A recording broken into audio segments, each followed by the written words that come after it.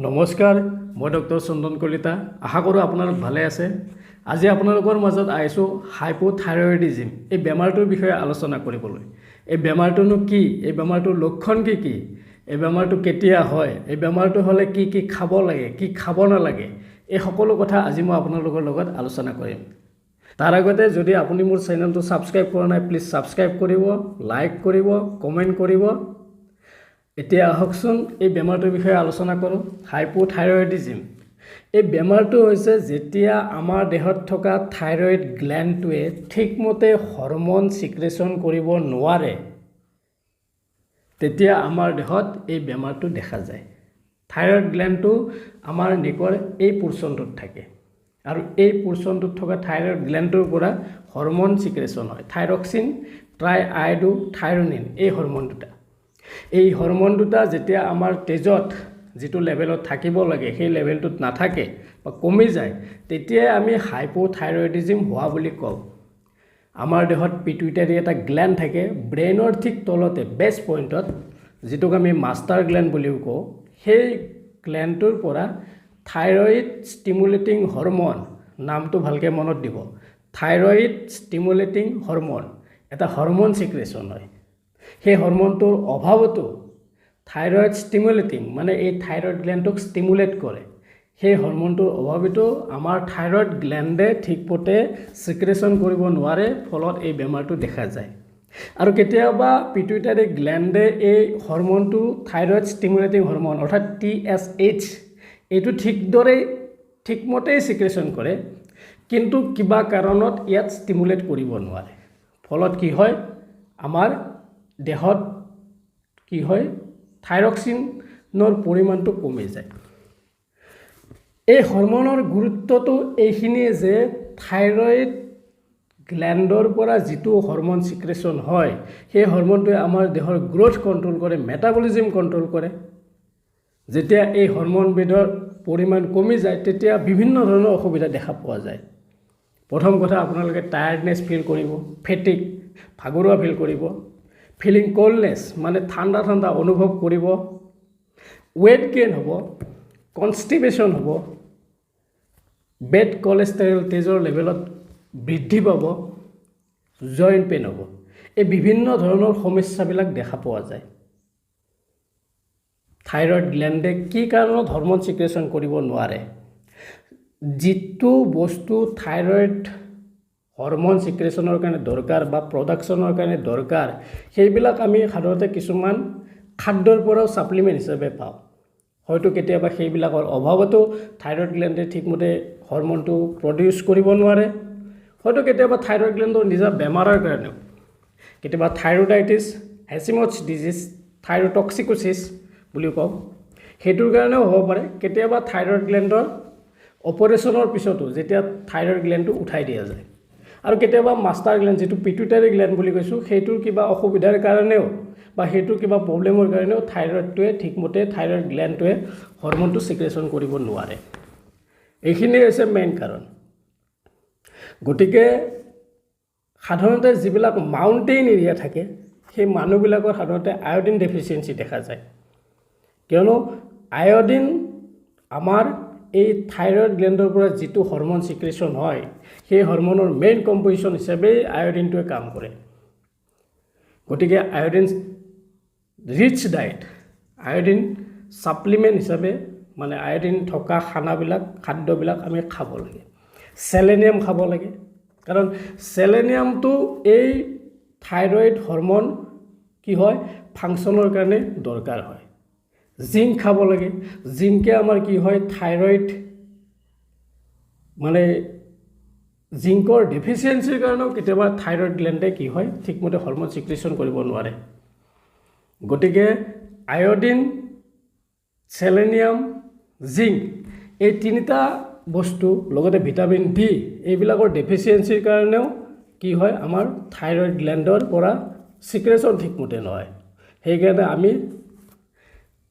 Iodine selenium zinc vitamin D এইবিলাকৰ ওপৰত ডক্টৰবিলাকে বেছি গুৰুত্ব দিয়া দেখা যায় গতিকে হাইপোথাইৰয়েডিজম হলে আমি আয়োডিন ৰিচ ডায়েট খাব লাগে সেলেনিয়াম ৰিচ ডায়েট খাব লাগে, জিংক ৰিচ ডায়েট খাব লাগে, ভিটামিন ডি আমি সাধাৰণতে ভিটামিন ডি সূৰ্যৰ পোহৰত স্কিনত যদিও প্ৰডিউচ হয় কেতিয়াবা ভিটামিন ডিও ছাপ্লিমেণ্ট দিব লগা হয়। কিন্তু আয়োডিন দৰকাৰী কথাটো হৈছে এই আয়োডিন ৰিচ ডায়েট কি মানে কি খাব লাগে কি খাব নালাগে সেইটোহে মেইন কথা। যি কি নহওক বিভিন্ন কাৰণত বিভিন্ন অসুবিধাৰ কাৰণে আমাৰ থাইৰয়েড গ্লেণ্ডে এই হৰম'নবিলাক ঠিকমতে ক্ষৰণ কৰিব নোৱাৰে, ফলত হাইপোথাইৰয়ডিজমৰ লক্ষণবিলাক দেখা যায়। আৰু হাইপোথাইৰয়ডিজমৰ লক্ষণবিলাকৰ ভিতৰত আন এটা হৈছে আপোনাৰ মই যে কৈছোঁ মেটাবলিক প্ৰব্লেম। মেটাবলিক প্ৰব্লেম কি হয় মানে যেতিয়া মানুহ আমি খানা খাওঁ সেই খানাখিনি হজম হৈ আমি বিভিন্ন ধৰণৰ এনাৰ্জিলৈ কনভাৰ্ট হয়, তেতিয়া কি হয় এই থাইৰয়েড গ্লেণ্ডৰ পৰা খৰিত হৰম'নে এই মেটাবলিজিমটো কণ্ট্ৰল কৰি থাকে। ফলত কি হয় যেতিয়া হৰম'নবিধৰ অভাৱ হয় তেতিয়া কি হয় এই মেটাবলিজিমটো স্লো হয়। ফলত মানুহবিলাকৰ যি হওক ডাইজেশ্যন ছিষ্টেমে হওক বা অন্যান্য এনাৰ্জিখিনি যি প্ৰচেছত বেলেগ প্ৰচেছলৈ বা বেলেগ ঠাইলৈ কনভাৰ্ট হ'ব লাগে সেই বস্তুবিলাক স্লো হয়। ফলত মানুহবিলাক কি হয় লাহে লাহে ৱেইট গেইন হ'ব ধৰে, শকত হ'ব ধৰে, ঠাণ্ডা অনুভৱ কৰে। ঠাণ্ডা অনুভৱ এইকাৰণে কৰা দেখা যায় মানে মেটাবলিজিমটো স্লো হোৱাৰ লগে লগে আপোনালোকৰ যিটো এনাৰ্জি গেইন হ'ব লাগিছিল বা যিটো এনাৰ্জি পাব লাগিছিল সেই এনাৰ্জিটো কি হয় ঠিকমতে নাপায়। ফলত মানুহজনে কি হয় সেই এনাৰ্জিৰ পৰাই আমি এটা হিট দেহে প্ৰডিউচ কৰে, সেই হিটটো ঠিকমতে প্ৰডিউচ কৰিব নোৱাৰে। ফলত কি হয় আপোনাৰ মানুহজনে কোল্ড মানে ঠাণ্ডা অনুভৱ কৰে, লেথাৰ্জি ফিল কৰিব তেখেতে। এই সকলোবিলাকৰ কাৰণে কি হয় আমি সাধাৰণতে খানাত বেছি গুৰুত্ব দিওঁ, কাৰণ থাইৰয়েড গ্লেণ্ডৰ পৰা যিটো হৰম'ন ছিক্ৰেশ্যন হয় কেতিয়াবা ডেফিচিয়েঞ্চিৰ কাৰণে হয়, যেনে আয়োডিনৰ ডেফিচিয়েঞ্চিৰ কাৰণে হোৱা দেখা যায়, সেলেনিয়ামৰ ডেফিচিয়েঞ্চিৰ কাৰণে হোৱা দেখা যায়, জিংকৰ ডেফিচিয়েঞ্চিৰ কাৰণে হোৱা দেখা যায় বা ভিটামিন ডি ডেফিচিয়েঞ্চিৰ কাৰণে হোৱা দেখা যায়। আয়োডিন যিটো বস্তু আজি আমি সকলোৱে গমেই পাওঁ আয়োডাইজ চল্ট বুলি কয়, কিন্তু আয়োডিনৰ গুৰুত্ব ক'ত? আয়োডিনৰ মেইন গুৰুত্ব হৈছে থাইৰয়েডৰ পৰা যি হৰম'ন ছিক্ৰেশ্যন হয় সেই হৰম'নবিধৰ মেইন কম্পজিশ্যন হিচাপে আয়োডিন কাম কৰে। থাইৰক্সিন আৰু ট্ৰাইআয়োডোথাইৰনিন নাম আছেই আয়োডিন হিচাপে সোমায়। ঠিক তেনেকৈ আপোনাৰ সেলেনিয়ামে কি কাম কৰে? থাইৰয়েড হৰম'ন সিনথেচিছ আৰু ফাংচনত সহায় কৰে। আকৌ সেলেনিয়ামৰ আৰু এটা গুৰুত্ব আছে। সেলেনিয়ামৰ গুৰুত্ব আছে যেতিয়া ফ্ৰী ৰেডিকেল আমাৰ দেহত যেতিয়া আমি খাদ্যবিলাক খাওঁ কেতিয়াবা ফ্ৰী ৰেডিকেল কিছুমান উৎপন্ন হয়। এই ফ্ৰী ৰেডিকেলবিলাকে আপোনাৰ থাইৰয়েড গ্লেণ্ডটো কি কৰে ডেমেজ কৰিব ধৰে।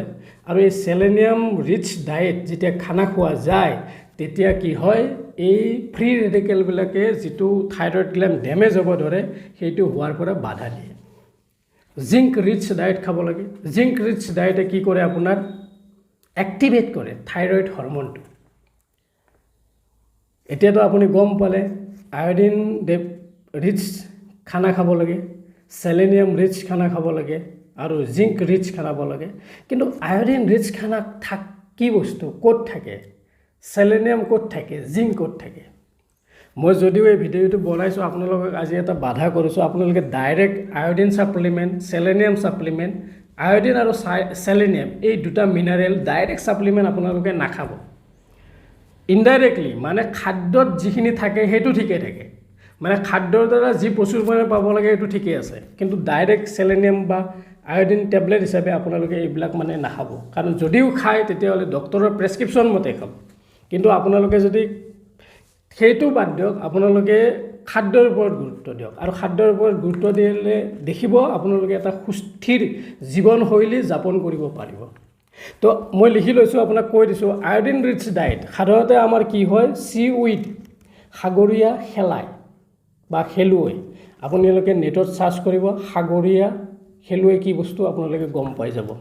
ঠিক আছে, ফিছ মাছ, সাগৰীয়া মাছত বহুত প্ৰচুৰ পৰিমাণে কি থাকে আয়োডিন থাকে। ডায়েৰী প্ৰডাক্ট যাতে মিল্ক জাতীয় যিটো আমাৰ প্ৰডাক্ট থাকে ডায়েৰী প্ৰডাক্ট সেইবিলাকত প্ৰচুৰ পৰিমাণে আয়োডিন থাকে। এই কণীত প্ৰচুৰ পৰিমাণে আয়োডিন থাকে, গতিকে এইবিলাক খোৱাত গুৰুত্ব দিয়ক। তাৰপিছত আছে selenium rich diet. Selenium rich diet বুলি কৈছোঁ ব্ৰাজিল নাট,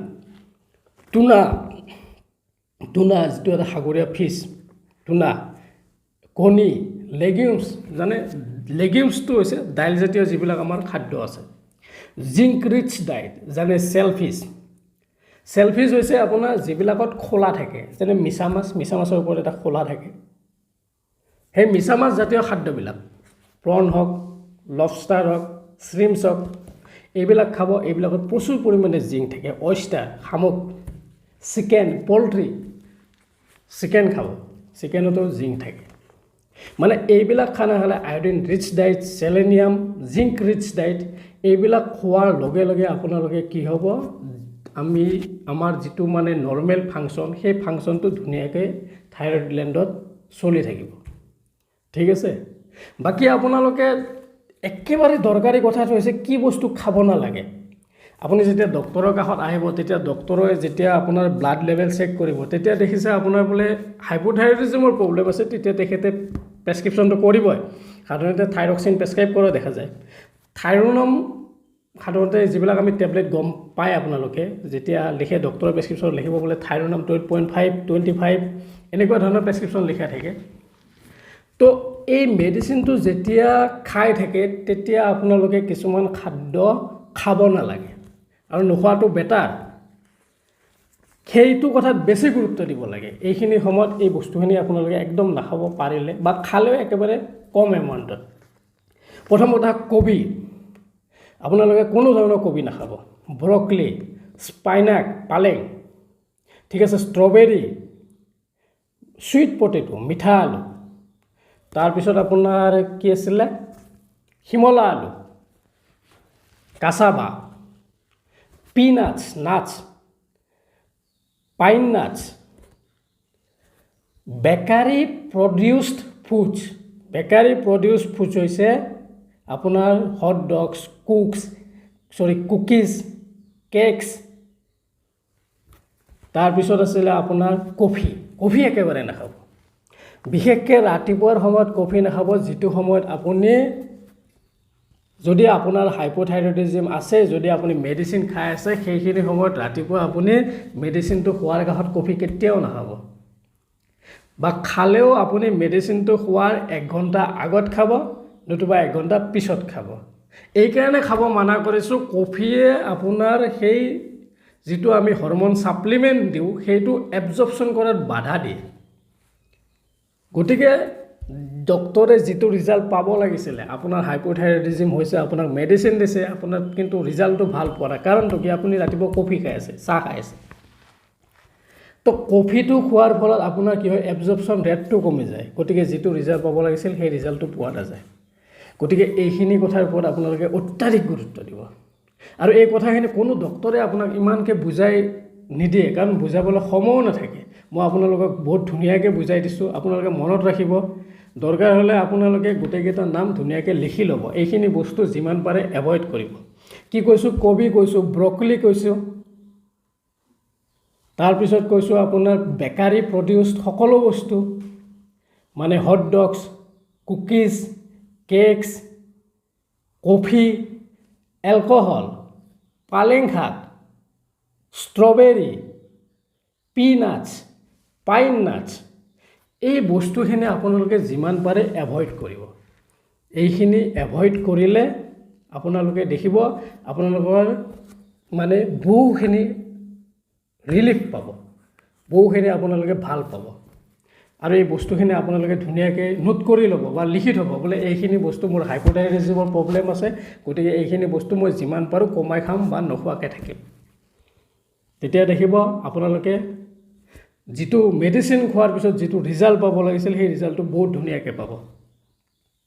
বিশেষকৈ আপোনালোকে খোৱাৰ ওপৰত গুৰুত্ব দিয়ক। আয়ডিন ৰিচ ডায়েট, আপুনি নেটত চাৰ্চ কৰিব আয়ডিন ৰিচ ডায়েট কি, চেলেনিয়াম যিটো মিনাৰেল, সেই চেলেনিয়াম ৰিচ ডায়েটটো খোৱাত গুৰুত্ব দিব। জিংক ৰিচ ডায়েট খোৱাত গুৰুত্ব দিব। ঠিক আছে, এইখিনি খাব, দেখিব আপোনালোকৰ যিটো মানে এই 3টা মিনাৰেল থকা খাদ্য এইকাৰণে খাব দিছোঁ। এই 3টা মিনাৰেলে আমাৰ থাইৰইড গ্লেণ্ডৰ ওপৰত